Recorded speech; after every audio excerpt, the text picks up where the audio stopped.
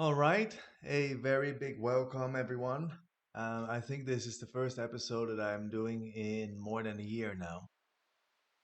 The reason is that I'm not that big on YouTube episodes, and I can't imagine recording myself while I'm building. And so I decided to treat you today to a little overview episode during which you get to see more of the park and I'll just tell you where my head's at and what do I have in store for the coming weeks to months. I've been working on this park since March this year, which means that we are marking a half year anniversary now.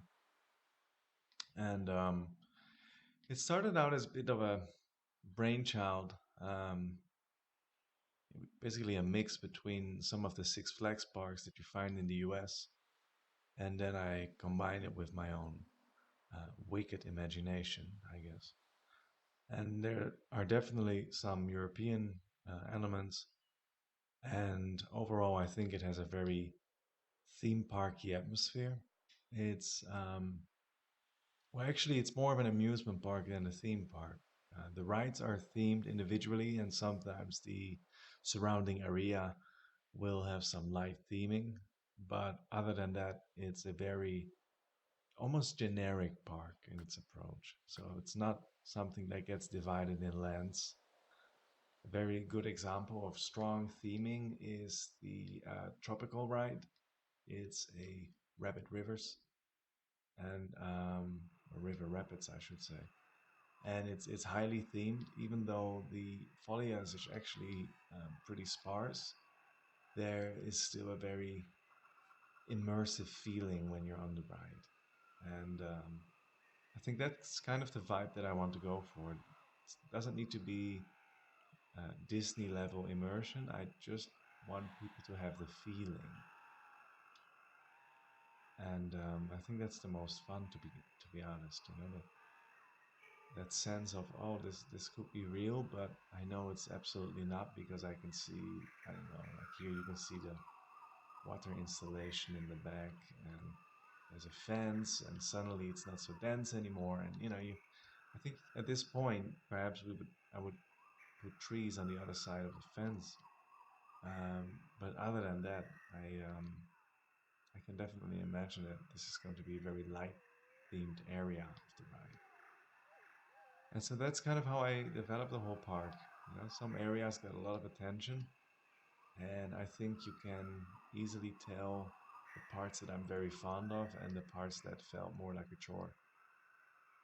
The coaster here in the back is called Whoosh, and Whoosh is a fictional superhero. And I really wanted something grand here. And even though the station building is in the back, the actual entrance is right underneath the looping. And I think it is a very interesting way to get into a coaster. Here I decided to go a bit more, as we say in Bro Nation, yank. There's a generator here with some cables and light poles, and in the meantime, the roller coaster is soaring over your head. And I think it's a very fun queue. There's a lot to see and a lot to do. And it's a very long queue, by the way. It goes all the way around till one point you get here at this part, and then you go all the way back to the station. Once you're there, you have this part where you will board, and you have the other part where you exit. Um, anyway, that's basically started out as the centerpiece, and right now the park has gotten to such a size that there's no longer a centerpiece, unless it's the boulevard, the entrance boulevard with the Odeon cinema at the very end, at the head. Um, that may well be the new centerpiece, and of course the trio of drop towers, which will form the backdrop of the fireworks.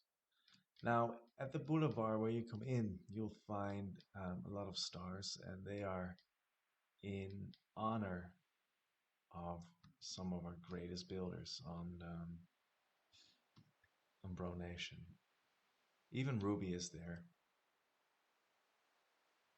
There's Axlu, a magician, Maisie, there's Sergey, who I haven't seen for a long time on the Bro Nation.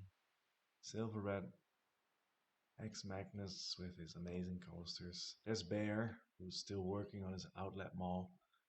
There's May Jakesman. And I think on the other side, we've got a couple of um, very famous builders as well. Starting with Fintamin, who seems to be traveling more than building lately. There's Ryan, and there's Richie. There's Dr. Kartoffelsalat and Masked Bandit, of course. 404, who just returned to the nation. There's Flair, and of course my Forever Bay N7. And we've got Gutta, Keramba, Pontolog, and Mineral. And with that, I think those are also the the people that I interact with most, and all of them they are absolutely amazing, amazing builders. Here we got my little helper. I should actually call him like that. There you are. And it's the perfect scenery group to make quick pictures with a great point of view. And when you group a camera with an animatronic or maybe any other piece of scenery, I don't know, you always get the camera action button. And so in that sense, this allows me to create that perfect depth of field of depth, sorry. Um, and it just lets you create really beautiful pictures. It's such a big difference, and this way you no longer have to activate the Tagit cam sheet. So use those security cameras, sink them into the ground, get them slightly above peep level, and you can make the most wonderful pictures. Special shout out to Frontier for including the pagoda, or Sky Temple as it's called here.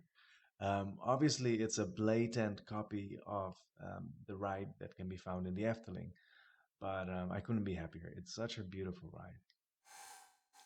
The cinema is another homage to my friends at Bronation. And so you have N7, Bear, Ruby, Maisie, Emacs, Pontolog, Godfall, May Jakesman, actually twice Mates of the Galaxy and Running May Jake, and Sheeple. Now, I think I will just walk you quickly through the parts that are kind of done. When I started this park, I made a boulevard, and after I created this lovely little caricature stand, I made a sharp turn where I made my very first restaurant, which I still think is one of the nicest miniature builds in this park. It's just very compact, and it really works. It's got these tiles that'll take you to the backside, and there you'll find, typical rubbish and clutter, which is very much in the open and visible to people.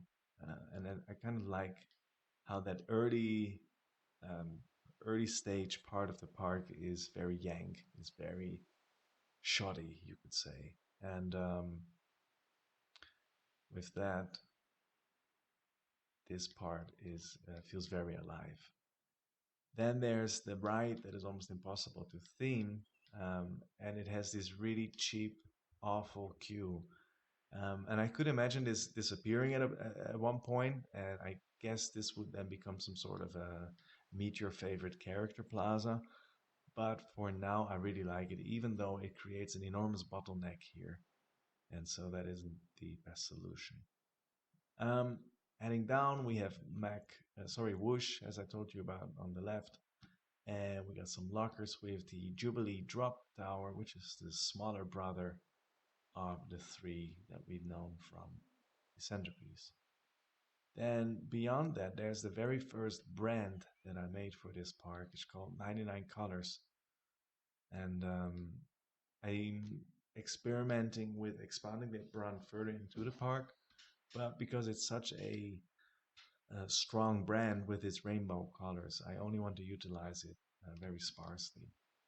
Behind that, there's a part of the queue that leads to the Jubilee Drop, And the Jubilee drop, by the way, is just as Yankee and ghetto looking. I really like how this turned out. It looks so crappy. It really feels like it's called Jubilee drop, and it's the least festive looking ride, I guess.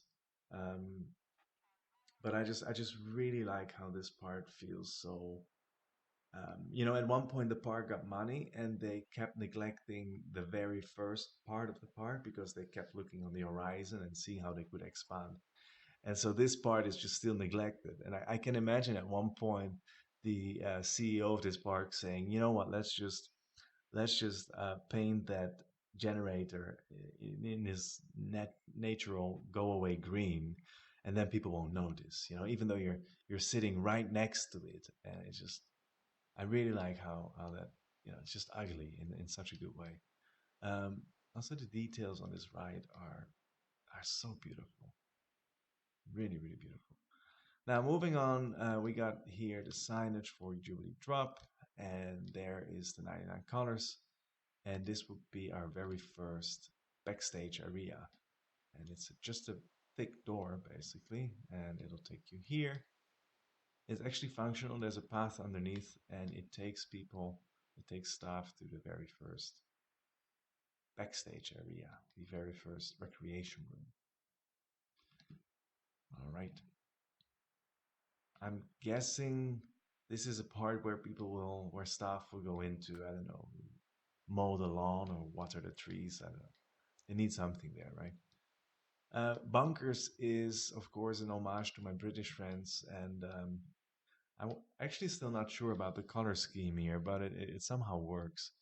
And there's a big, if not enormous, queue for the bumper cars, but for some reason they are very popular in my park. Normally, everybody ignores them, but in this park they are very popular. And it's just a really really wonderful ride cover. It's one of the hardest rides together with the whip to actually theme, and so I guess I should add some posters, some movie posters or something on these blank walls. But other than that, I am pretty happy with it. It's a very impressive view, and yeah, it's good as it is. Moving on, we've got the very first beverage station, which is just two vending machines and bit of fencing so that you don't go wandering off. It just really works. I like giving these vending machines a bit of a home rather than putting them out there on the street. We've got the restrooms, and I think this is when I was still experimenting. Let me just go dark. I was still experimenting here with putting these colored sheets behind the windows, and I did it there as well. But you know what? At one point, it's just I didn't feel like the effect was too convincing. And here we got I would say, the most ugly, generic looking shops and restaurants that I've ever built. But that was by design. I wanted something cheap. I wanted something that looked like an early park. I kind of like how this cowboy candy shop turned out, even though it actually looks bizarre. And I can't imagine a shop being this empty. But this was before we had these beautiful items made by Hydro. I will actually place a couple of them now, where you could have more of a, I don't know, more of a shopping feeling, so to speak. With this stuff, I reckon it'd be a little bit more, it just feels a little bit more alive. There we go. Here is American Eagle, um, which of course is a little tribute to our friends overseas. I made it as obnoxiously American as I could, so that it would actually have an American vibe. And yeah, I think it works. I think it works just fine. There we go. What can you say? Then we've got a bit of a cuter shop right here. It's a more elegant shop, kind of going for that Asian flair. It's a noodle shop. And here we've got yet another little backstage area where I used the cable as a garden hose, and I forgot what I used. Screen mount ceilings. Just this is where you would connect it, I guess. And I think it's a really cute little path in the back. It's a bit bushy, it gets a little bit untamed, and I just use a simple queue path.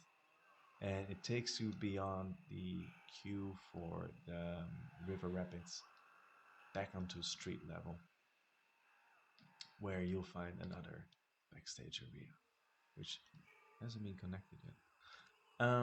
Moving forward, we got the tiniest row of shops right here, um, but it actually in it really packs a punch. It's got first aid, restrooms, drinks, and an information booth. And yes, this too got its own little backstage area. And these doors you'll find everywhere in the park. It's just a scenery group. Usually leave them in this color, and it's very visible from this side of the park. I decided not to dress it up too much because this is what you'll see in some parks. You'll stand in queue and suddenly you see this really ugly looking park. The backstage area even goes beyond here, and this would be the escape route from um, the coaster station. There we go. I really like the lamps that I couldn't have designed without this super versatile glow in the dark orb or blorb as it's called in the on the workshop. And if you put a normal emitting light underneath, they really have a great effect. Here you'll see some of the old planters. I'm not happy with them at all. We'll get to the new ones in a moment, but obviously this doesn't work. And yeah, moving on, we've got the queue and the station for Tropical, which is really a bulky, not too great looking station, but I wanted to go for something that didn't look too elaborate. Again, um, you can tell that we're moving into the part where there was suddenly more funding.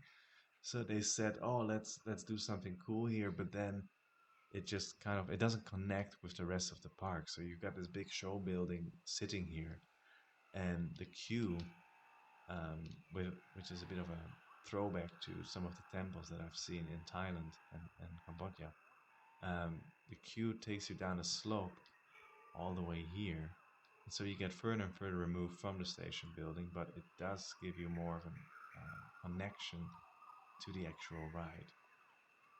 And at one point, there's a little um, viewing part that's right here, where you can see their boats plunge into the water, and it just makes you feel more, I guess, fill you with more anticipation.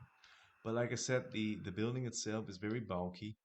Um, yeah, you can tell they wanted something, but the resources only went so far. So I don't know. It's not as elaborate as I would build it, but I wanted something that was. I could imagine replacing this whole part at one point, and that's why I didn't want to go too far. This is my favorite plaza, which has these wonderful versatile lanterns that look so well at night. It looks so cozy. And there's the ride that we got with one of the latest DLCs. I called it Starburst. And it looks absolutely amazing in blue, by the way. It's one of the colors that seem to work counterintuitively, but it really looks well. Beyond Starburst, we've got the exit path, which is aligned with the exit path for the coaster. And sorry, with the emergency path for the what am I saying? The wheelchair accessible path for the coaster. But what I also like is that this is yet another part where only authorized personnel can go. And there's I think I still need to put in a door, but there's a backstage area here. And then there's a whole part that is unfenced, and that's why I don't know if this would actually pass normal labor regulation, but actually it's one of the coolest parts of the park because you have the coaster soaring by like that, and I think it's really beautiful. Here you go um, beyond the picnic area, and there's the generator for the Pirates ride, uh, Ratbeard's Revenge. And you go all the way here. And the fun thing is that because I connected it to a recreation area, you can actually see staff using this path. Normal visitors stay off. because normal visitors they expect or sorry accept the boundary, whereas staff will simply pass. And yeah, this is one of these parts that I'm really proud of. Not because it's so amazingly beautiful, but it just feels realistic. And here you've got these reflection pools where the swinging ship has a lot of interaction with everything that's surrounding it.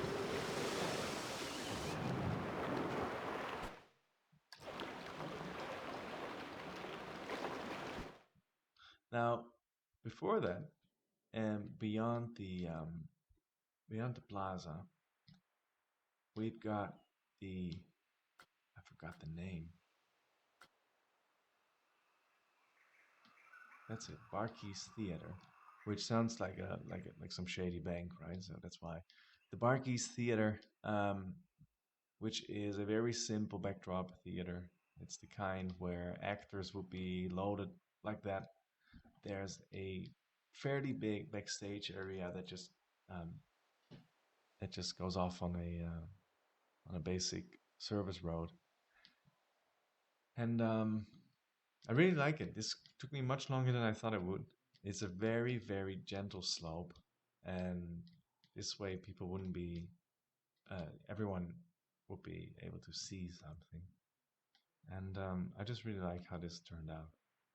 The view from stage, and I think we have an actor here waiting to start. The view from stage is really phenomenal. It just gives you this big panorama shot, and I really like how this turned out. The picnic area I just mentioned is right here, and I decided to go for a tropical vibe. Um, to save frame rates per second, I deleted many of these chair sets, but you can just imagine them being stacked until all the way in the back. Here's a beautiful little lounge area that I could really imagine sitting here, having that pirate ship and the roller coaster soar over my head. Yeah, it's just a moment to reflect and to think which ride you're going to do next. Then we've got a typical food island court with a backstage area that's a little bit more detailed. Here we've got another recreation room. We've got the usual clutter. This is how we keep people away. And well, let's just take a quick look at what these shops look like. I didn't think much about the theming here, so I went a little bit more expensive and elaborate than I did early in the park, but I still think it's a bit of a mess. Um, but I kind of like how it's all just thrown together and it has something nice about it, I guess. Here we've got a beautiful little bandstand, gazebo, and these orbs they appear to float, but that is because I simply couldn't find any strings that were thin enough. So let's just imagine that they're hung from the thinnest of strings. Here we got the east-west line, um, which I think is one of the nicest additions. We've all been begging for it for so long. First, they gave us the open ski lifts. Then they gave us the closed gondolas, and I really hope that at one point we'll get these bucket-like gondolas that you would see in the old Disneyland park in California. They were these bucket-sized things with bucket shaped things with this little round roof, and I thought they looked adorable. I think these are a little bit too serious for within a park, but I feel that they are a safer option than the ski lifts. However, this is the building. I kept it very simple. It works. It does all it needs to do, and well, beyond that, we got the new planters. I was talking to you about how I didn't like the old planters. I think the new planters look infinitely better. We got a legacy planter not too far. Here we go. Um, yeah. And you know what? The thing is, this was me being lazy, but in the end, it wasn't all that easy because it's a clusterfuck to align these wooden beams. So the new planters, they look a lot better, a lot more theme parky. It feels rich. I really like how they turned out. We've got the arcade here, and let's pretend that there's a wonderful arcade right there. Of course, when you go in, the illusion gets shattered. But at night, it really looks cool, I would say. Just, yeah, as good as it gets, guys. It's a tiny building, but it feels massive, even though it really isn't all that big. Here we go. Look cleaner next door, and you'll find that, it really isn't that big, but I fell in love with it. I think it works. Here we've got 3-1, which is a fairly classical midway game. Tried as good as I could to use some items as prizes. This is. I'm so sad that we don't have these games. By the way, I would really, really love to see them in game. I think many people have been asking for them. And here's a fun fact: Walt Disney hated those games, and this is why you will not find them in any of the Disney parks. He absolutely hated midway games. He thought it was the cheapest way to make money, and that it didn't provide people with a thorough experience. I disagree. I think it's nice to have both in the park. And well, here's the Texas Ranger. I did my best to make something that somehow resembles a gun. Yeah, well, I tried. Okay, I really, really like the shooting range. The shooting range. How do you call them? Targets. I think they are an excellent addition. Here's a restroom, and there really is. And I just really like how this turned out. There's like this little muggy alley, and it just feels a little dangerous. Sort of reminds me of anything you would see in a Batman movie, and I think that kind of resonates with the arcade here. I'm really happy how this turned out. I never meant for this to be anything, but piece by piece, just like the entire park, it starts to come together. And we got some modest backstage going on here, just your average stuff. Where are we? We are here. We've got some restrooms. I think these are the most beautiful looking restrooms that I built in the park to date. I'm not sure about the floor. I should probably put something in there. But other than that, I really like how it turned out. Then we've got Sparta, which is the Greek restaurant with a little bit of a photo op moment here. And then you go to the terrace, which has this amazing view over the bay and a big part of the park. And of course, you can see the lock flume. Let's ignore that it's selling Mexican food, and you can see the lock flume here and the funicular, and it's just really one of my favorite parts in the park. I feel like this is so, yeah, I just really like it. What I'm particularly happy with is how it connects with the ride on the other side of the water, and that wasn't on purpose. I wish I had a master plan. Um, but the lock flume is called Medusa for some reason, and yeah, so there's just a Greek theme. I'm guessing Medusa cursed these poor sailors, and that's why there's this boat looking all fucked up. I don't know. It just seems to work, and I'm very happy with how this place turned out. Here we got my honestly my best coaster concept to date, even though it's a blatant ripoff of Ferrari Land and Kinga Da. Um, we've got the Max 7, it's called. And what I like about Max 7 is the audio.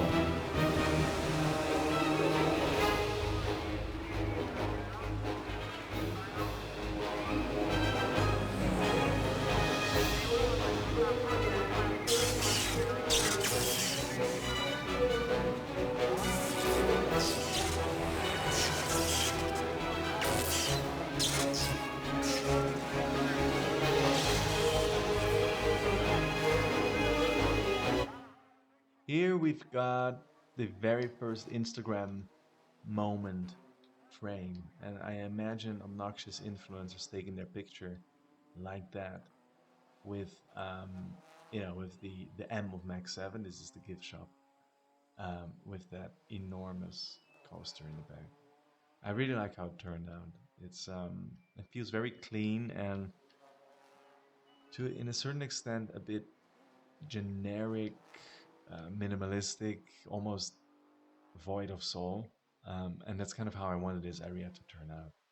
Here, however, it gets more exciting. Let's turn the audio back on.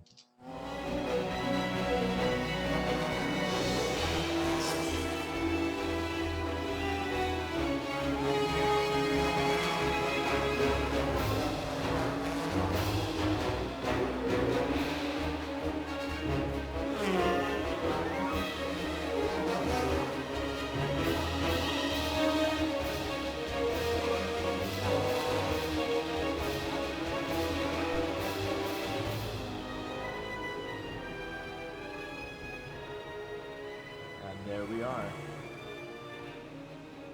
in the station, um, where you'd be very excited to have the launch. And let's hope we can actually see a test. Yeah, we can. This is awesome.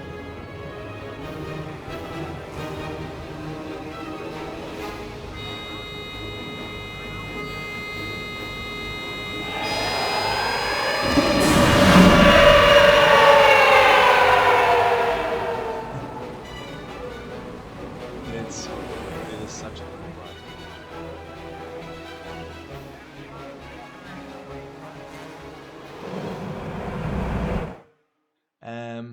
And this is where it gets right into the transfer track part.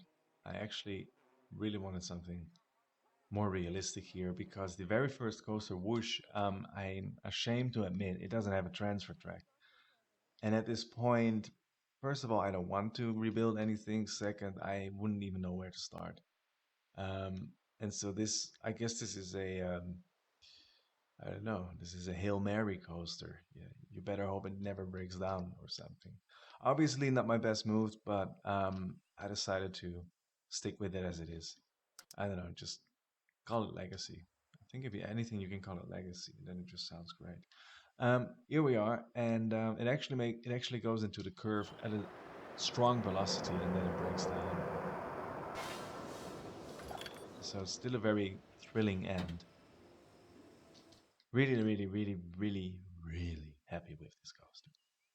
Moving on, and we're almost at the end of this episode, and my mouth got dry. So much talking. I haven't done this in such a long time.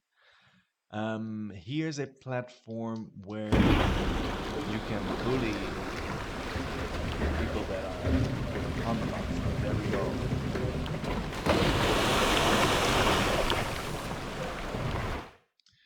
It's just a fun way. I can imagine little children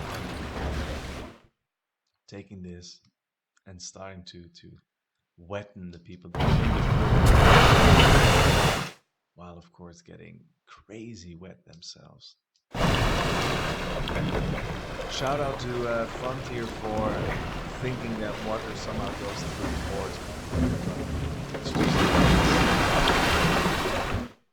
However, I feel like this is a really interesting part. This is something there, it's a dead end, so you'll have to go back, and I probably should put a drying machine somewhere. Here is a extremely generic building, but I think it's made up with the beautiful. This is where we got money, right? This is suddenly where we didn't know what to do with our money anymore, I guess. I'm just making this stuff up. This is called Manor, this complex of little.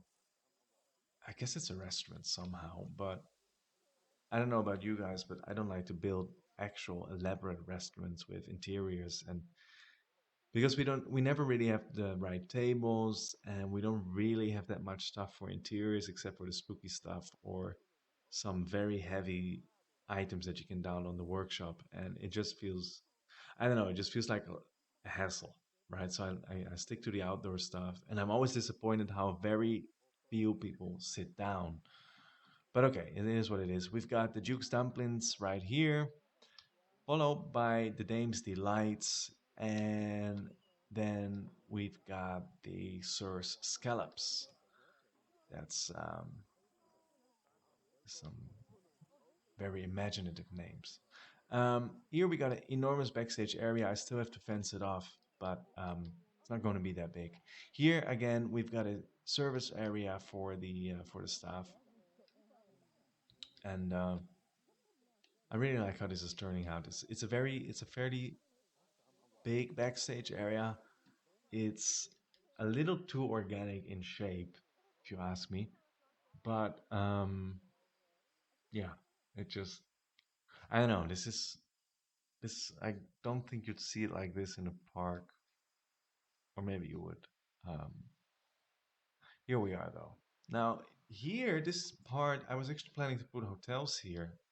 Now I'm guessing I will still put hotels here at the edge somehow.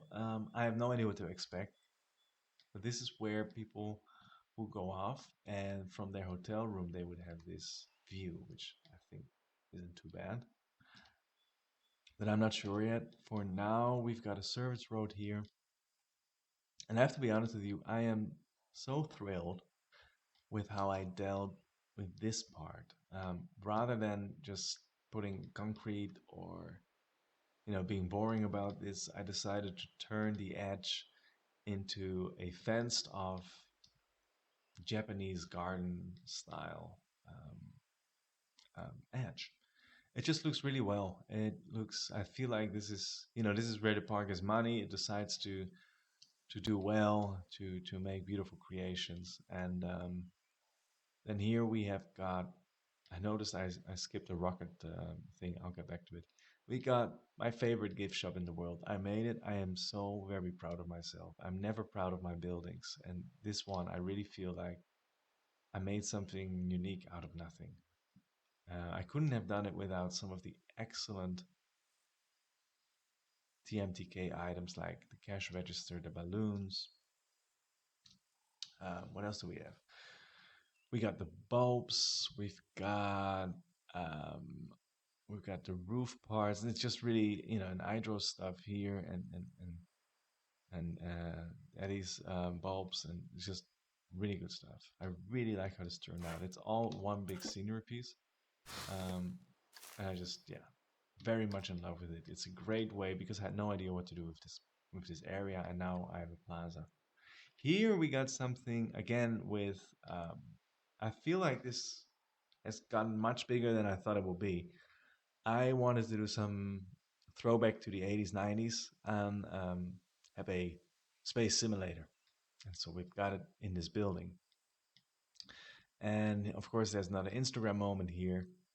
And then there are the lanterns that are shaped like Saturn planets. I just think they are super cute. They keep everything illuminated so well, and yeah, it's just I don't know. This is a weird area. I'll be honest with you. I had no idea where I was going with this corner. I had no plan, and to see it develop into something that actually looks sort of legit, um, is just very, very rewarding. Then there was the side of the building, and I didn't know what to do with it. So here we go with Galaxy games, some retro games, and look at that. These are in-game stars, and again, beautiful TMTK work here. And these stars, if you tone them down enough, they actually look good. So you've got this sort of. It almost feels a bit like some late Russian mural. It just works this way. Very happy with how this turned out. The dots on the paving um, resemble planets. There's something funny going on here, by the way, and that is that I put spotlights that only turn on every few seconds. Yeah, so it just really has this cool effect at night, when you're walking by and suddenly they are there. It's pretty amazing. Alright. Here we're going to get something extremely generic, and I'm fine with that. It's going to be some, just a restaurant. I think this one is actually going to be a restaurant because here I put in a restaurant box. Yeah, I like it. Backstage area over here. And here we've got my poster that I'm very happy with. As you all know, I'm normally not too great with coasters, but I feel like this past few months I've gotten slightly less worried with that. So there's that. Let's see. Here we've got the Sweet Tooth area, Grand Wheel, which is also a clock, and it's the Ferris wheel. It has a beautiful entrance. I decided to try my hand at um, rhododendrons. They work really well like this. I think it almost looks believable. Of course, I'm not an N7, but I really like how this turned out. I am not too sure about the bushes here. If you think it looks lazy, then you are right. But sometimes I just don't know how to fill it up. So maybe I should add another drink station here. That could actually be a saving grace because in the end, real estate is expensive, right? You got a little kettle pan, and after that, you go straight into the ride, into the attraction. Here we got Missy Good, looking very festive all year round. Got a little barrier so that people know their place. Restrooms, and then there's Checkmate, which of course you have to read from the direction you're coming from, which is well, it's the whip, and I decided to theme it like a checkers board. I will probably put these chess pieces here in the middle, like as if they were thrown on a pile. Was suggested on Bronation to do it that way. I think I may just do that. Other than that, I feel like this is a more unique way to theme this ride. Here we're going to get a. I don't know if I'm going to stick to this cube, but I kind of like it to be honest. I don't know. It's a lot of queue on a fairly fairly small surface, and I could imagine you have beautiful trees and some sort of a garden going on here. You know, it can make it whatever I want it to be. Um, and I feel like it just looks really good. We'll see. We'll see. Last but not least, we've got the fireworks area. They'll come from here. Pagoda is here. This is it is almost a carbon copy of the Baron in the Efteling. Um, most of the dive coasters are very short, and that's because they've got such a massive weight, and they just slow themselves down, and so they're very short. I like how this one turned out. It's got a really good rating, so I'm happy with it. And I thought, okay, let's just stick with it. Put a little pond here that again is kind of a nod to the Efteling. For those of you who have been there, you'll see Joris and the Draak. You'll see it here. You'll see it from Piranha. You have that beautiful view on the two curves, and I decided to copy that. And last but not least, in terms of coasters, we've got right beneath the east-west station from the other side, we've got Devil's Horns. It's going to be called because of these two horn-like loopings. I have surprised myself with this creation. I built it in one go. I wanted it something. I wanted something very elaborate, not too high, not too tall, on a small footprint. And surprisingly, I actually got it done. My favorite part is the lounge right before the helix. So it's a very exciting part. I honestly think this is my best coaster to date. Super compact. It really, really packs a punch here in terms of footprint and experience. It's only 65 seconds, so it's as all of my coasters they are short. I have yet to build a coaster that exceeds 2 minutes, but it'll be a good one, I'm sure. I'm not sure yet about the go-karts ride. Sure, in terms of symmetry and how do you say it, opportunities to pull over, to pass someone, I think it's great, but I don't know, it's probably a bit too boring. I find it really hard to build a good looking, not too spread out and not too curvy go-kart track. Because in the end, you do want to have speed and you don't want to brake every 2 seconds because of because of another curve. Um, so I don't know yet where I'm taking this. This is also not the final position. It may be too close to the manor.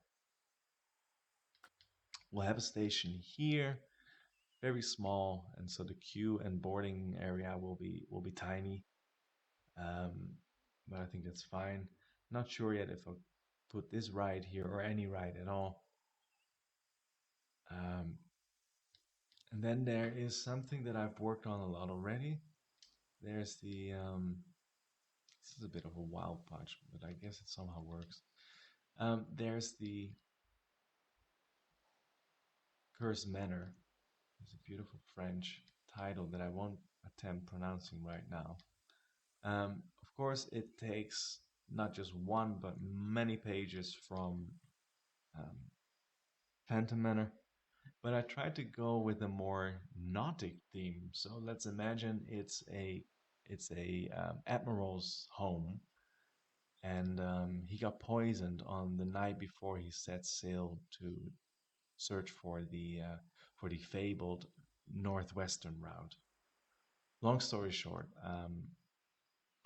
there will be a lot happening in that dark ride, and I try to put a couple of nautic touches. There's the boat here, and then there will be an anchor somewhere here. Um, Here you'll find these ships, boats that actually act like a dormer. Um, and so it's really a very compact little home. Actually, it's very Victorian, I would say, more Victorian than Phantom Manor, but it still is very spooky. At night, I can show you, it looks especially threatening, and every few seconds, it emulates lightning going off.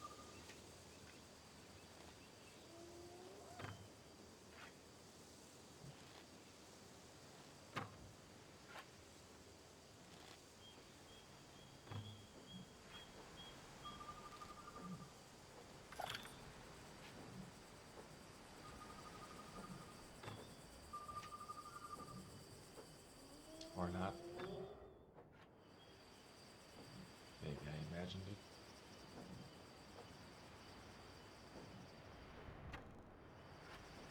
This is something that seems to happen every now and then with PlanetCoaster, that your sequencers don't seem to load properly, and you either have to reload the game or you have to do it all over again.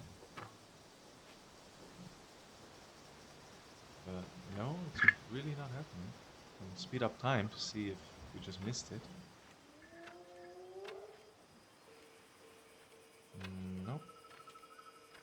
So it's here.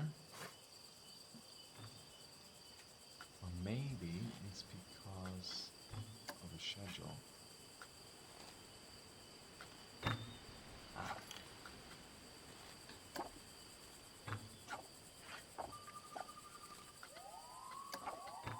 There we go.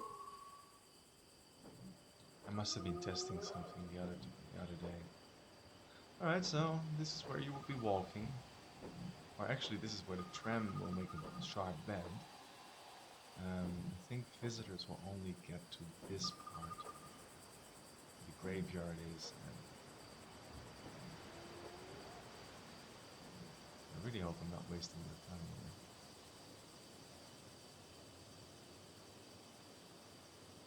I'll just keep going back and forth. Maybe something happens, or I'll end up cutting this part out.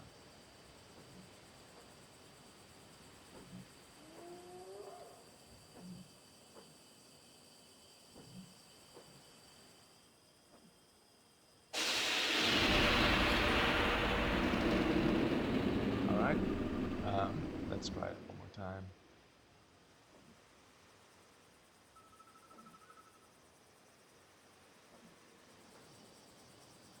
I really want you guys to experience it. You can, this is the part where you can scroll forward a couple of minutes. and maybe at one point come back. Yes! You know, the funny thing is, whenever I'm building in the surrounding area, um, I keep jumping. It keeps scaring me every single time. I keep forgetting that it happens every 54 seconds or so. And so every time it makes my heart skip a bit. People will actually come out of the crypt, which I guess is a whole new way of I don't know. I guess that's a whole different kind of Walking Dead, right? But it seems like fun. Um, and there you go. So you go down stairs, and boom, you get out in the daylight, and you'll see beautiful Devil's Horn. Oh, we just got lucky. We can actually see part of the dive coaster before I sign off.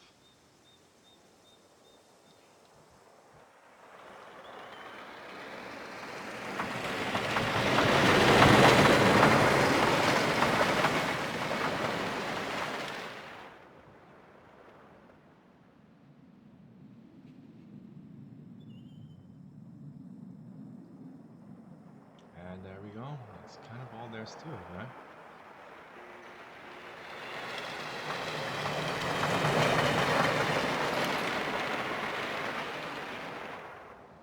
I quite like the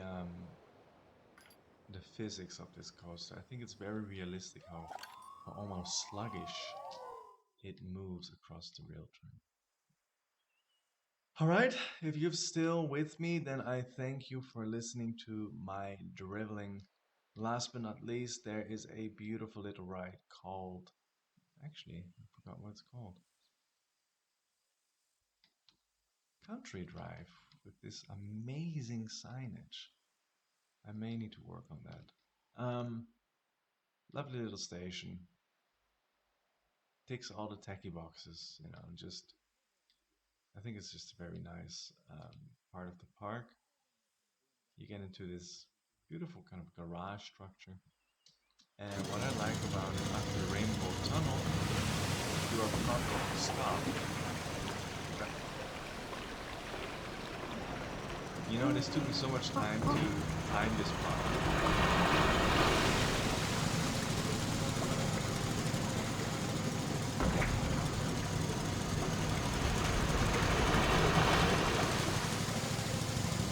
Very adequate house. It's a very beautiful ride. At one point, you have this kind of mountainous part, and you know, especially for little children, this really feels adventurous. And you can see all the other rides, and you know, you're still connected, and yeah. And then here there be the repair shed. This way, the repair shed is. Okay, I think that's it. I thank you very much for bearing with me. Next time, we'll discover new parts of the park. Maybe I'll have more done in the Cursed Manor and the Devil's Horn roller coaster area. Until then, keep safe, enjoy yourself, and talk to you soon. Bye bye.